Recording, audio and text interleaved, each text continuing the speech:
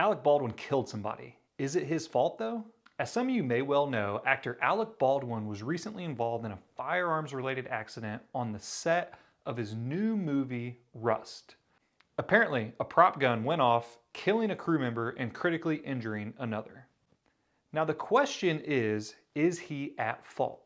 Prop guns are real guns. They're not fake toy guns, they're actual guns that fire actual projectiles. However, when they're used for props, they put blanks inside of them. Blanks are shells, but no projectile on the end of it.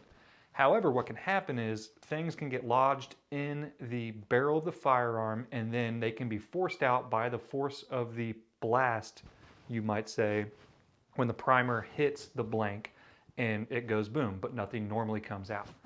So the question is, who's at fault?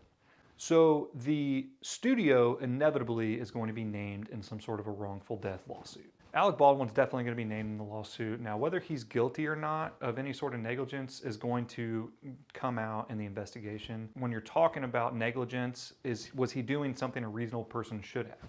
Was he pointing it at the person playing around, joking around, or was it during one of the shooting scenes? We don't know that yet, so that's going to be something we're going to find out later. Another party that might be named in a potential lawsuit would be the props director, whoever was in charge of those weapons. Were they properly maintained? Were they clean? Did they make sure that there was nothing lodged in the barrel? There's going to be questions that have to be answered. Right now, it's too soon to know this incident just happened. But when we're looking from the stance of a wrongful death lawsuit, we can say the studio is probably going to be named. We can say Alec Baldwin's probably going to be named. And we can say the props director, probably the director, the producer, and any other executives that were on set and should have been ensuring safety of the crew will probably be named in this lawsuit. Stay tuned. This is going to be a developing story as things are changing rapidly.